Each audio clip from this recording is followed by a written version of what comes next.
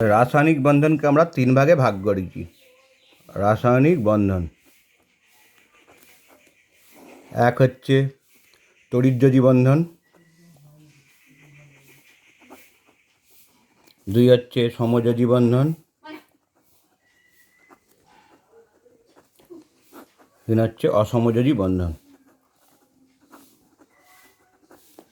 তড়িৎযোজী বন্ধন আমি সংজ্ঞা বলে দিয়েছি, উদাহরণগুলো লুইস ডট গটামার দেখাবো। ধরি NaCl, CaO, KF, MgO, calcium chloride, magnesium chloride প্রভৃতি হচ্ছে তড়িৎযোজী যৌগ। সমযোজী যৌগের উদাহরণ দিই, জল, nitrogen, oxygen, ammonia, methane, ethylene C2H4, C2H2 acetylene, chloroform CH-Cl3, carbon tetrachloride CCl4 প্রভৃতি। অসমযোজী বন্ধন উদাহরণ একটা দিচ্ছি, অ্যামোনিয়াম ক্লোরাইড। আচ্ছা, ঠিক আছে। এবার তড়িৎযোজী যৌগগুলো কীভাবে তৈরি হয় সেটা লুইস ডট গঠনের মাধ্যমে দেখাচ্ছি।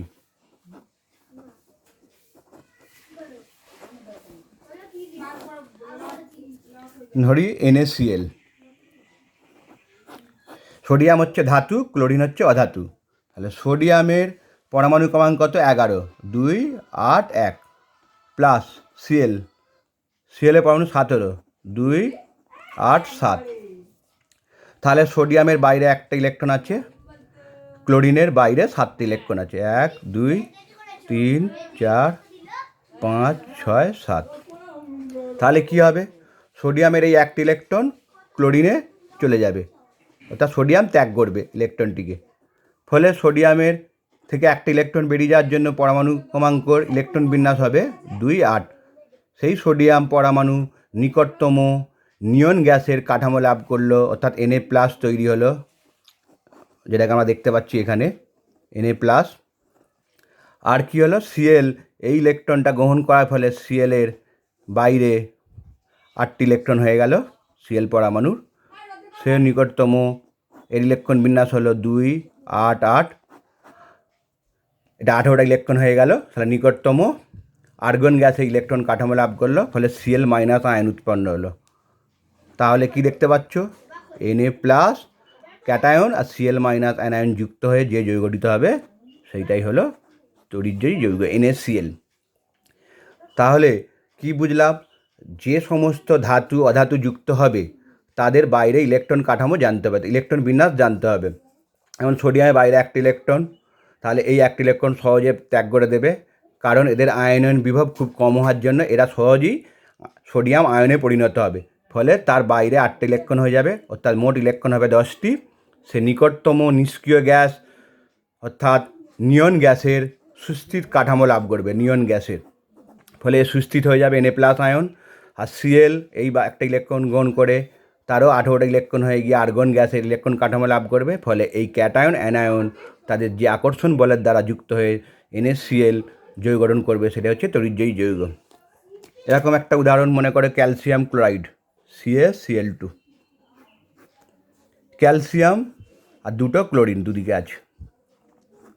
ক্যালসিয়ামের পরমাণু ক্রমাঙ্ক 20, 2, 8, 8, 2।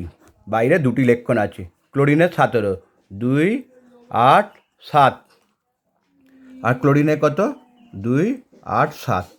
তাহলে এর 7টা ইলেকট্রন আছে, আমি একে দেখাচ্ছি, 1, 3, 5, 2, 7, 2, 3, 4, 5, 6, 1, 7। আর ক্যালসিয়ামের এখানে একটা ইলেকট্রন আছে, এখানে একটা ইলেকট্রন আছে, 2টো ইলেকট্রন। তাহলে এই একটা ইলেকট্রন ওপর একটা ক্লোরিনকে দেবে, আর একটা ইলেকট্রন আর একটা ক্লোরিনকে দেবে। ফলে কি হলো? ক্যালসিয়াম থেকে 2টো ইলেকট্রন বেরিয়ে যাওয়ার জন্য 2+ আয়ন গঠিত হলো। ফলে এর ইলেকট্রন বিন্যাস হলো 2, 8, 8, অর্থাৎ 10টি ইলেকট্রন হয়ে 18টা ইলেকট্রন হয়ে গেল। সে নিকটতম আর্গন গ্যাসের ইলেকট্রন কাঠামো লাভ করলো।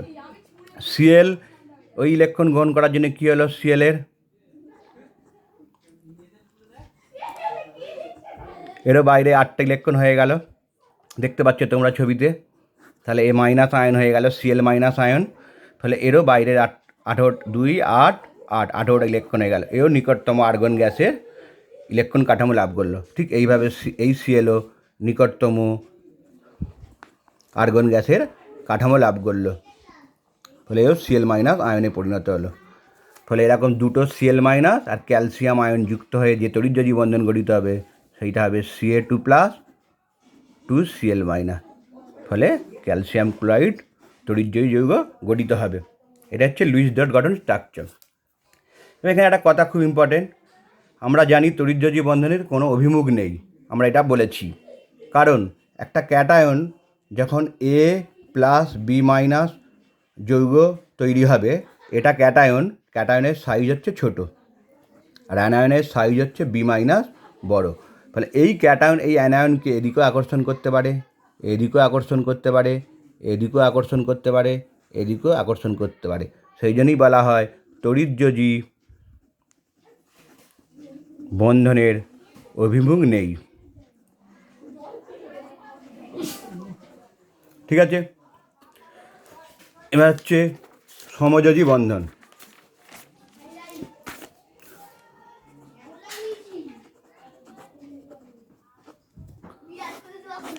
সমযোজী যৌগের উদাহরণ দিচ্ছি, HCl, জল, ammonia, carbon dioxide, ethylene, methane প্রভৃতি।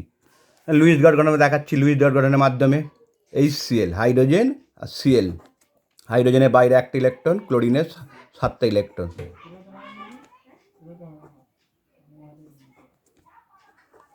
এই ইলেকট্রন আর ইলেকট্রনকে সমানভাবে ব্যবহার করবে।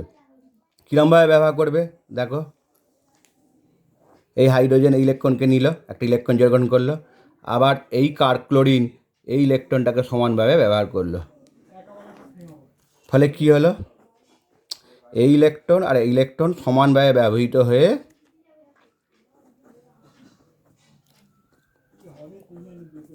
যে যৌগ গঠিত হলো সেটাই হচ্ছে সমযোজী যৌগ। আর এই ইলেকট্রনগুলো থেকে গেল লোন পেয়ার হিসাবে, নিঃসঙ্গ ইলেকট্রন জোড় হিসাবে। এটাই হচ্ছে লুইস ডট গঠন হাইড্রোক্লোরিক অ্যাসিডের। বোঝা গেল? তাহলে যে দুটো পরমাণু যুক্ত হয়ে সমযোজী যৌগ গঠিত হবে তাদের বাইরের কক্ষের ইলেকট্রনগুলো সমানভাবে ব্যবহৃত হবে, অর্থাৎ ইলেকট্রন জোন গঠনের মাধ্যমে সমানভাবে ব্যবহৃত হয়ে বন্ধন তৈরি করবে। এটাই হচ্ছে সমযোজী বন্ধন। এখানে একটা উদাহরণ দিচ্ছি, জল, অক্সিজেন আর দুটো হাইড্রোজেন পরমাণু। অক্সিজেনের ইলেকট্রন পরমাণু ক্রমাঙ্ক 8, তাহলে 2 আর 6, তাহলে বাইরে 6টা ইলেকট্রন আছে। 1 2 3 4 5 6, হাইড্রোজেনের একটা করে ইলেকট্রন আছে। তাহলে কি হবে, এই 6টা ইলেকট্রন এই হাইড্রোজেনের এই ইলেকট্রনের সঙ্গে জোড় গঠন করবে, হাইড্রোজেন আর অক্সিজেনের সঙ্গে। এই হাইড্রোজেনের একটা ইলেকট্রন অক্সিজেনের ইলেকট্রনের সঙ্গে একটা জোড় গঠন করবে। আর কি হবে, এই ইলেকট্রন জোড়টা তখন দেখা যাচ্ছে 2 3 4 5 6, তাহলে এখানে 6টা, এখানে 7টা। তাহলে কী হলো, এইটা অক্সিজেন তার এই ইলেকট্রন জোড়ের মাধ্যমে অক্সিজেন তার অষ্টকপূর্তি লাভ করলো, অর্থাৎ অক্সিজেনের বাইরে 8টি ইলেকট্রন হয়ে গেল। তাহলে কী দাঁড়াচ্ছে, এখানে একটা হাইড্রোজেন অক্সিজেন হাইড্রোজেনের সঙ্গে সমযোজী বন্ধন, এইদিকে একটা সমযোজী বন্ধন, আর এই দুটো ইলেকট্রন অক্সিজেনের লোন পেয়ার হিসাবে থাকছে, নিঃসঙ্গ ইলেকট্রন জোড় হিসাবে। এটা হচ্ছে জলের গঠন। এবার দেখাচ্ছি ইথিলিন C2H4। আমরা কার্বনের কি জানি, কার্বন 4টে হাইড্রোজেন, 4টে হাইড্রোজেন আছে। তাহলে কার্বনের বাইরে 4টি ইলেকট্রন, 1 2 3 4, হাইড্রোজেনের একটা করে ইলেকট্রন। ঠিক আছে, তাহলে এবার কি হবে, ইথিলিনে কার্বন দুটো পরমাণু আছে, দেখো দুটো পরমাণু কার্বন, আর একটা কার্বন পরমাণু আছে, সরি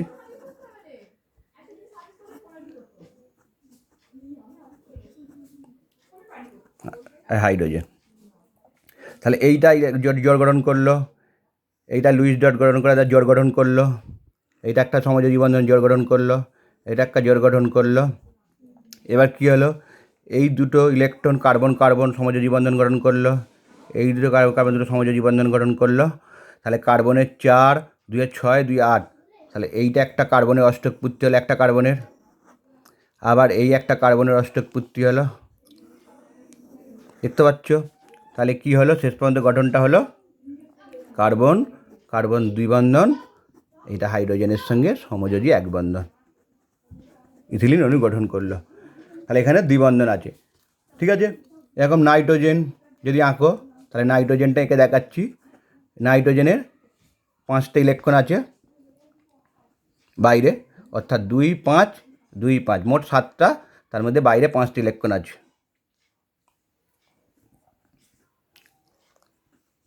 ঠিক আছে, দেখতে পাচ্ছ এখানে 3টে 2 5টা, এখানে 3টে 2 5টা, তাহলে কী হবে 5 3 8, এইটা একটা অষ্টক পূর্তি হলো, এইটা একটা অষ্টক পূর্তি হলো। আর এই ইলেকট্রনগুলো একটা একটা সমানভাবে ব্যবহার করে সমযোজী বন্ধন গঠন করলো। তাহলে কি দেখাচ্ছে, নাইট্রোজেনের ত্রিযোজী, মানে 3টে ত্রিযোজী নয়, 3টে সমযোজী বন্ধন তৈরি হলো। সেই জন্য নাইট্রোজেনকে আমরা ত্রিপরমাণুক বলি। ঠিক আছে, আর এই দুটো ইলেকট্রন লোন পেয়ার হিসাবে থাকলো নাইট্রোজেনে। বোঝা গেল? এগুলো হচ্ছে সমযোজী যৌগের লুইস ডট গঠন। এবার হচ্ছে অসমযোজী বন্ধন, একটা উদাহরণ দিচ্ছি, অ্যামোনিয়াম ক্লোরাইড।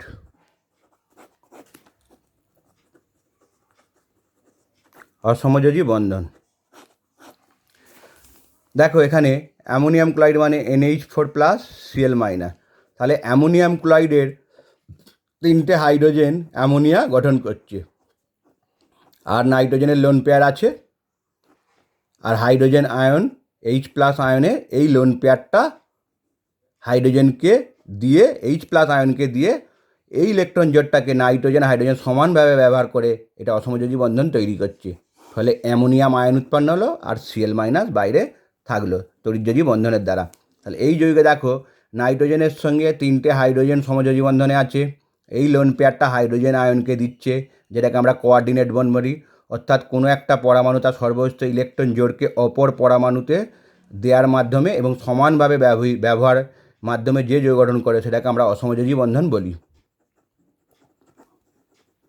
আর এটা হচ্ছে তড়িৎযোজী বন্ধন। তাহলে অ্যামোনিয়াম ক্লোরাইড এমন একটা যৌগ যেখানে 3 প্রকার বন্ধনই আছে, তড়িৎযোজী, সমযোজী, অসমযোজী, 3 প্রকার বন্ধন দেখা যায়। তাহলে অসমযোজী বন্ধন কি তোমরা বুঝতে পারলে, যে কোনো একটা মৌলের পরমাণু তার সর্ববহিস্থ কক্ষের ইলেকট্রন, একজোড়া ইলেকট্রনকে অপর মৌলের পরমাণুকে ব্যবহার দেওয়ার মাধ্যমে উভয় মৌলের পরমাণু সমানভাবে সেই ইলেকট্রনজনকে ব্যবহারের মাধ্যমে যে বন্ধন তৈরি করবে সেটাই হচ্ছে অসমযোজী বন্ধন বা কোঅর্ডিনেট বন্ড। এইভাবে তোমরা লুইস ডট গঠনের মাধ্যমে বিভিন্ন যৌগ তোমরা আঁকার চেষ্টা করবে। ঠিক আছে, তাহলে আবার একবার বলছি, তড়িৎযোজী বন্ধন কি, ধাতু অধাতু এদের মধ্যে যে বন্ধন সেটা তড়িৎযোজী বন্ধন।